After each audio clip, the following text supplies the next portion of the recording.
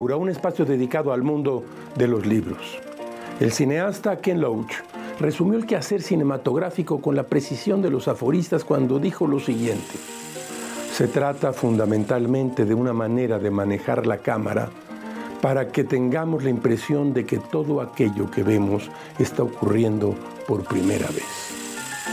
La emisión anterior hablamos acerca de la fotografía y de sus alcances narrativos, sus similitudes y sus discordancias con las letras. El día de hoy pondremos esas fotos en movimiento, a la velocidad de 24 cuadros por segundo. Hoy volvemos a la larga relación que ha tenido el cine con la literatura. Hablaremos de algunos cineastas y su cercanía con las letras. Estarán Kurosawa, Hitchcock, Buñuel, Kubrick, todos ellos grandes adaptadores de literatura a la pantalla. El cineasta alemán Joseph von Sternberg decía: el artista que trabaja en el cine debe aprender a elegir y crear no con la cámara, sino con el ojo. El viaje de los rayos de la luz representa la aventura y el drama de la luz. Y la historia de la luz es la historia de la vida. Esta es una vieja cámara Super 8. Se usaba a menudo para poner sobre el fondo de esta caja historias, recuerdos puestos en el celuloide. Como todas las semanas les recuerdo que fue Adolfo Bioy Casares quien escribió que leer era la otra aventura y que la primera era probablemente la vida misma. Estamos pues en la otra aventura.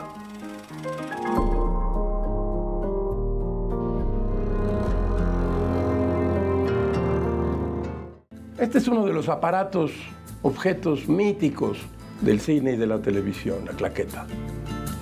La otra aventura.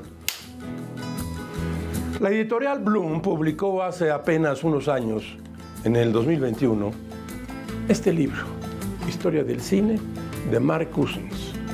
Es la versión traducida y actualizada del largo documental que Cousins, cineasta y escritor de Irlanda del Norte, filmó como parte de una serie de 15 capítulos en el año del 2004 y que tituló La historia del cine, una odisea. En esta nueva versión de su historia, Mark Cousins dedica un capítulo entero al cine mexicano de la segunda mitad del siglo XX. Abuelo de pájaro, el escritor británico distingue una clave en nuestro cine: Buñuel. Y destaca a los cineastas que él considera centrales en su historia reciente: Ripstein, Hermosillo, Iñárritu. Escuche usted. La sombra de Luis Buñuel perduró en el cine mexicano, que siguió realizando películas de bajo presupuesto. A finales de la década de 1960 se estrenaron algunos filmes de interés. Películas, me gusta decir a mí.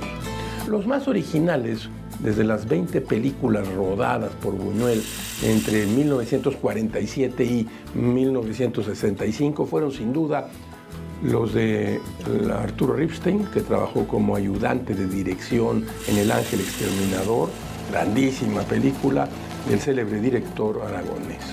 Su primera película, que rodó con tan solo 21 años, fue Tiempo de morir, con guión, usted debe saberlo ya, de Gabriel García Márquez y Carlos Fuentes. Su mejor trabajo, escribió aquí Cousins, es Cadena Perpetua, de 1978, una original película de cine negro que explora la relación entre un ladrón de poca monta y las autoridades mexicanas. Jaime Humberto Hermosillo también realizó algunas películas interesantes en la década de los 70. Su obsesión por los planos largos lo convirtió en el realizador mexicano más innovador desde el punto de vista formal en la década de 1980. En 1999 se estrenó, sin embargo, una película tan interesante como cualquiera de Ripstein o Hermosillo, Amores Perros, dirigida, usted lo sabe muy bien, por Alejandro González Iñárritu. Se estructura a través de 3 historias y en ellas se mezclan el ensueño con la brutalidad. Todo ello aderezado, por decirlo así, con el tono de crítica social que caracterizaba a Buñuel. Esta síntesis del cine mexicano, muy abuelo de pájaro, vale por su precisión y su claridad, pero si usted quiere ir a fondo a la historia del cine mexicano, le propongo los siguientes títulos: La herética del cine mexicano y la novedad del cine mexicano, de Jorge Ayala Blanco, que abordan precisamente la época en que apareció Amores Perros, los finales del siglo XX y los albores del XXI. En la misma época, pero con exhaustividad de las enciclopedias, quedó clasificada aquí en el Diccionario del Cine Mexicano 1970-2000, compilado por Mario A. Quesada y publicado por la UNAM. Si usted quiere algo aún más riguroso y exhaustivo, no encontrará mejor libro que la monumental Historia documental del cine mexicano de Emilio García Riera. Estamos hablando y hemos hablado de Mark Cousins y su historia del cine, una odisea. Y mire usted lo que tengo aquí. Justo toda la historia del cine. Hoy es raro pensar que estos aparatos son ya objetos del pasado. Ni hablar, toca las plataformas. Pero yo creo que tener esto y tener una buena reproductora de DVD nos da la libertad de ver lo que nosotros querramos ver. Mark Cousins, una odisea.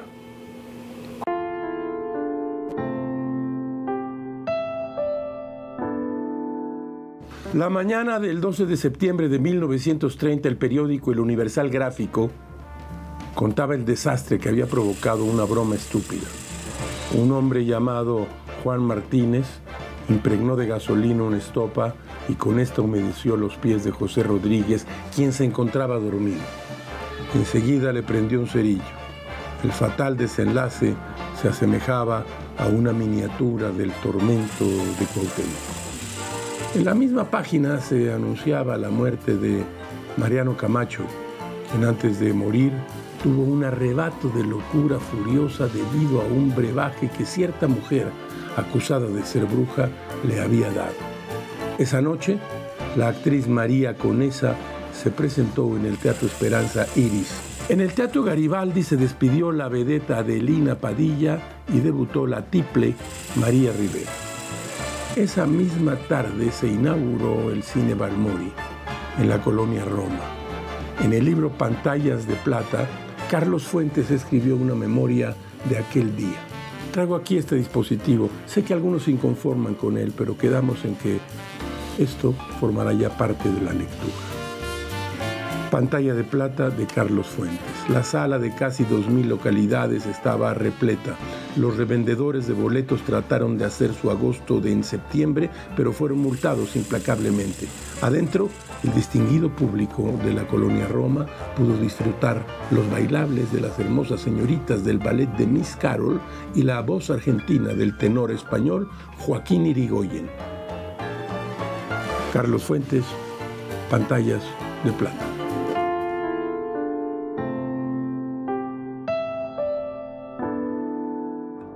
Esto que usted ve aquí no es un arma galáctica, es ni más ni menos que un micrófono. Suele usarse sobre todo en las tomas urbanas. Se pone arriba, baja y entonces usted escucha lo que está diciendo un personaje que puedo ser yo. Objetos clásicos del cine.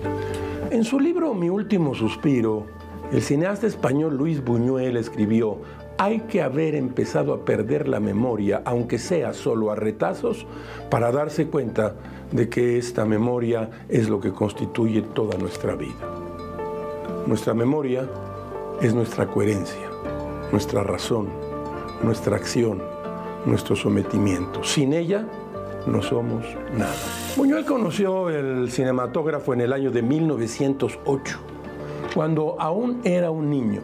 El local a donde fue, en su natal Zaragoza, se llamaba Ferrucini. Sobre esto Buñuel recuerda: las primeras imágenes animadas que vi y que me llenaron de admiración fueron las de un cerdo. Era una película de dibujos. El cerdo, envuelto en una bufanda tricolor, cantaba. Un fonógrafo colocado detrás de la pantalla dejaba oír la canción. La película era en colores. Lo recuerdo perfectamente, lo que significa que la habían pintado imagen por imagen. De sus películas mexicanas, Buñuel tenía una favorita. Él, protagonizada por Arturo de Córdoba. Él, en palabras del propio Buñuel, es el retrato de un paranoico. A propósito de este personaje llamado Francisco Galván, Buñuel nos dice en su Mi último suspiro, los paranoicos son como los poetas, nacen así. Además, interpretan siempre la realidad en el sentido de su obsesión a la cual se adapta todo. Supongamos, por ejemplo, que la mujer de un paranoico toca una melodía en el piano. Su marido se persuade al instante de que se trata de una señal intercambiada con su amante escondido en la calle. Y todo así.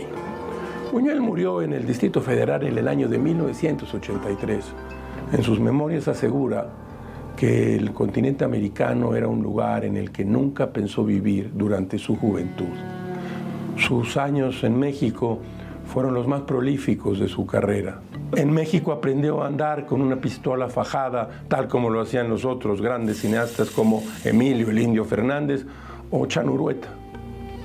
En sus primeros años en México, Buñuel leyó sorprendido un encabezado en un periódico que decía: "Lo mataron por preguntón". La nota contaba el asesinato de un hombre que se atrevió a solicitar información de forma insistente a un portero de un edificio. En las cantinas de México, Buñuel aprendió que no hay nada más peligroso que un mexicano que te mire calmosamente y te pregunte con voz dulce por qué has rehusado beber con él un 10º vaso de tequila. Le recuerdo que usted puede encontrar el guión íntegro, es decir, lo que estamos hablando aquí, de cada programa y la bibliografía completa de las recomendaciones, para que usted elija algún libro. En nuestras redes sociales tenemos X, tenemos Instagram, tenemos Substack y tenemos YouTube. Síganos para tener siempre algo bueno que leer. Ahora, quiero también mencionar esta extraordinaria biografía de Luis Buñuel, Ian Gibson, La forja de un cineasta universal, 1900-1938, y está publicada en De Bolsillo. Seguimos en la otra aventura, no se vaya. Voy a tomar en este momento su voz.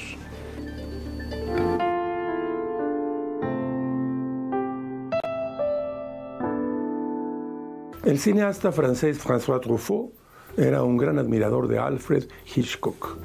En 1962, Hitchcock le concedió a Truffaut una larga entrevista que fue grabada en el curso de 8 días. Un año antes de la realización de aquella pieza periodística y cinematográfica titulada con el apellido de ambos escritores, Truffaut, acompañado de Claude Chabrol, tuvo la oportunidad de conocer a su gran ídolo. Hitchcock tenía una gran pasión: encontrar buenas historias. Hitchcock era un ávido lector. En la plática con Truffaut, este le dijo al director francés: seguramente conocerá usted la historia de las 2 cabras que se están comiendo los rollos de una película basada en un bestseller. Y una cabra le dice a la otra: yo prefiero el libro. En su obra podemos encontrar memorables adaptaciones como Rebeca, basada en la novela que lleva el mismo título, escrita por Daphne du Maurier, o la icónica La ventana indiscreta, cuyo relato original fue escrito por Cornell Woolrich. La editorial Blackie Books ha publicado en español esta compilación de cuentos realizada por el propio Hitchcock. Se titula Cuentos para leer con las luces encendidas, más historias favoritas del maestro del suspense. Entre sus páginas, usted puede encontrar relatos de Shirley Jackson, Patricia Highsmith, Roald Dahl. Mire, aquí tengo este otro de Alfred Hitchcock. Los mejores relatos de crimen y suspenso, donde coinciden algunos relatos y se añaden otros, seleccionados justo por el cineasta. En la introducción de Cuentos para leer con la luz encendida, Hitchcock nos invita así a la lectura. Escuche usted el gran inicio de Cuentos para leer con la luz encendida. Usted lo sabe. Trabajo en la industria del entretenimiento y tras tantos años de empedernida búsqueda de material aceptable, el apetito de uno tiende al hartazgo. Así que descubrir historias originales con la capacidad de emocionar o seducir que causen escalofríos o quizás incluso la muerte, supone una satisfacción excepcional. Vale, puede que la palabra muerte tenga algo de exageración. La página impresa rara vez es letal, aunque, por otro lado, no conozco ninguna fundación o sociedad que haya financiado investigación alguna en este ámbito. No es una posibilidad tan descabellada. Es un hecho biológico que la excitación hace que el corazón lata más rápido. A diferencia de la televisión, la edición de este tomo no requiere patrocinadores. En consecuencia, no tenemos por qué perder el tiempo escuchando a charlatanes vendiéndonos desodorantes o fijadores de dentaduras que permiten a los octogenarios masticar caramelitos de toffee. En el taller de La Otra Aventura traemos objetos, libros, asuntos que tienen que ver con el tema que hemos elegido para esta semana. Esta es una cámara Super 8. Se grababa, se filmaba en estos carretes. Y luego, en el año de 1965, yo tenía 8 años, imagine usted, se proyectaban aquí. Escuche usted.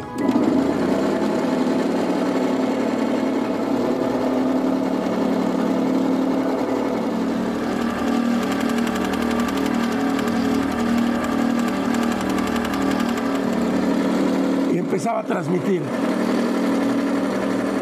y así se hacía el sueño del cine.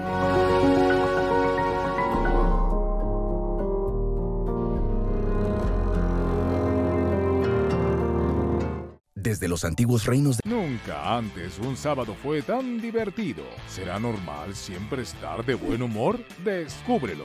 Llega a tiempo a la estación para subirte al tren del meme con Mara Durón y Hernán Hochstrasser. Sábado, 12 de la tarde, por ADN 40. ¿Por qué a veces te despiertas a las 3 de la mañana?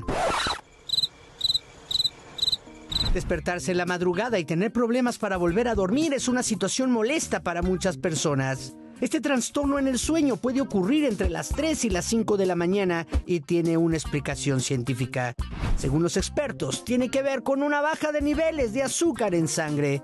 El descenso de la glucosa provoca la liberación de hormonas del estrés, mayor cortisol y el aumento de la adrenalina.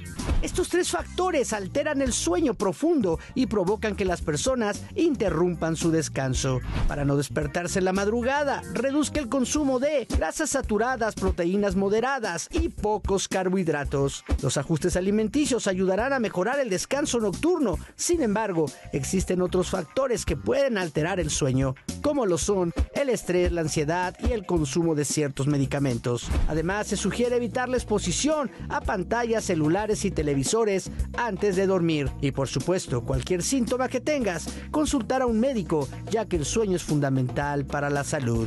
Para ADN 40, Fuerza Informativa Azteca. La información desde su punto de origen. Somos el enlace para que tu voz sea escuchada. Cubrimos cada punto del mapa para mostrarte tu ciudad en tiempo real. Con Viridiana Hernández. Lunes a viernes a las 6:30 de la mañana. Por ADN 40. Siempre conmigo. La industria de los videojuegos crece cada vez más en el mundo. Se trata de un sector económico que genera altos dividendos, así como múltiples modelos de negocios nuevos, lo que significa una oportunidad de desarrollo para profesionales de diversas áreas. Por ejemplo, el 20% de los empleos relacionados con la creación de videojuegos están ocupados.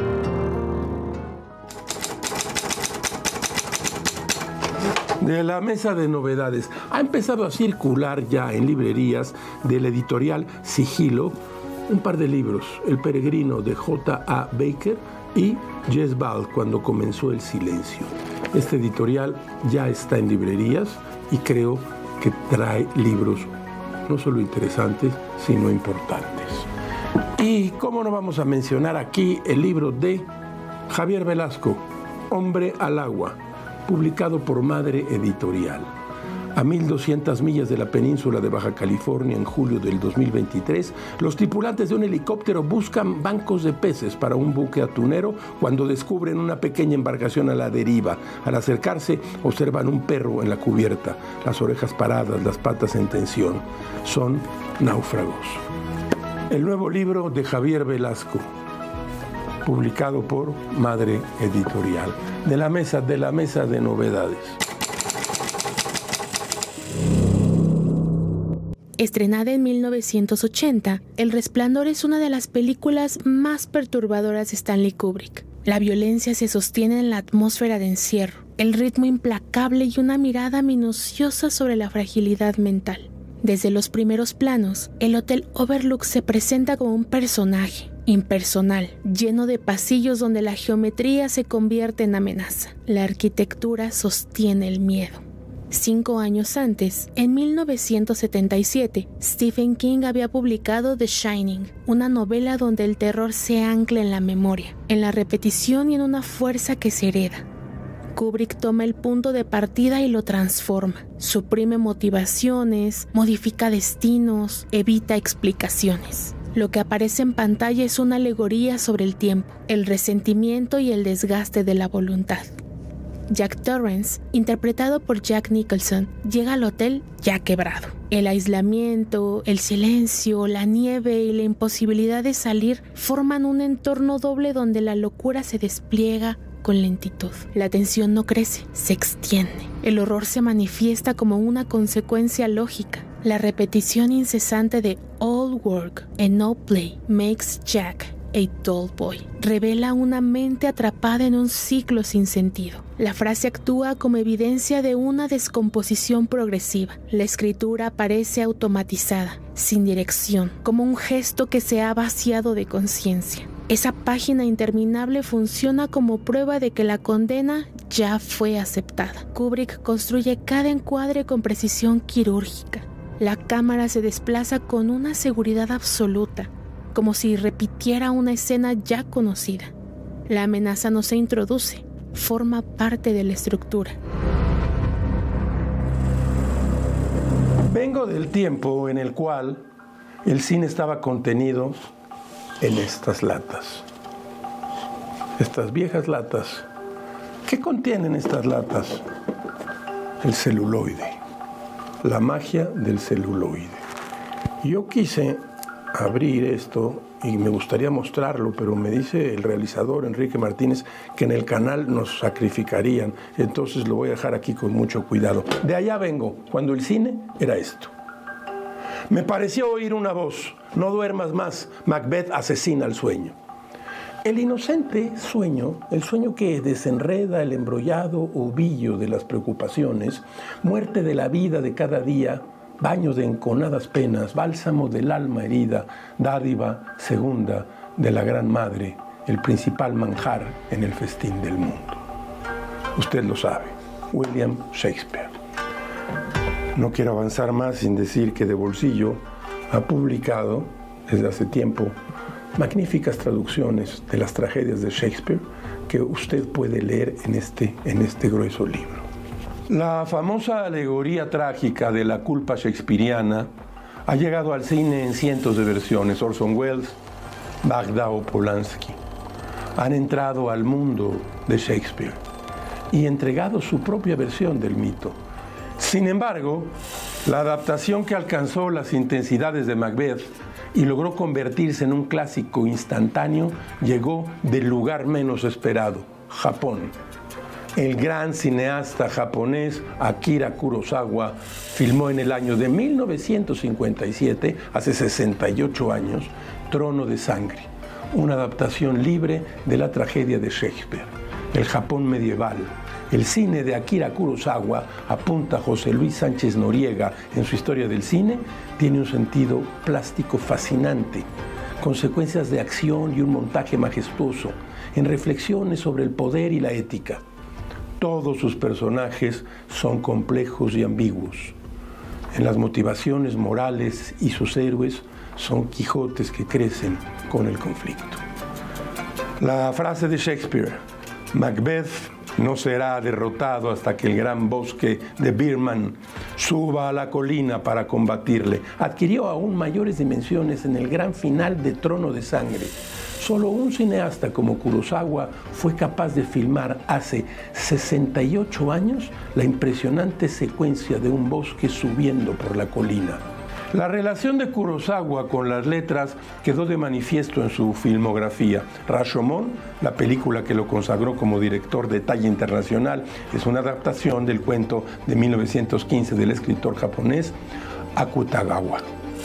Antes, durante la década de los 40, ya había probado su maestría en estas dos películas, El ángel borracho y Perro rabioso, cintas que retrataban la descomposición social del Japón de la posguerra. Kurosawa adaptó a Dostoyevsky, a Gorky y 2 veces a Shakespeare. Su obra maestra, Ran, de 1985, está basada en El Rey Lear. Por cierto, la más reciente adaptación de Macbeth, dirigida por Joel Cohen, uno de los famosos hermanos Cohen, y protagonizada por Denzel Washington, tiene una muy buena factura y usted puede encontrarla en Amazon Prime y otras plataformas de streaming. La historia del cine mencioné de José Luis Sánchez Noriega, Teorías Estéticas y Géneros. Este es un libro realmente importante, publicado por Alianza Editorial, y traigo aquí también aquel viejo artefacto y objeto, un DVD de Trono de Sangre, Akira Kurosawa.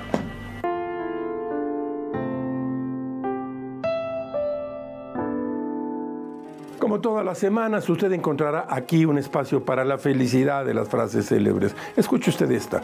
Para engañar al mundo, parécete al mundo. Lleva la bienvenida en los ojos, las manos, la lengua. William Shakespeare. Hemos llegado al final de esta emisión y de esta aventura. Soy Rafael Pérez Gay y los espero aquí la próxima semana. Abres una puerta y aparece un mundo. Eso es un libro.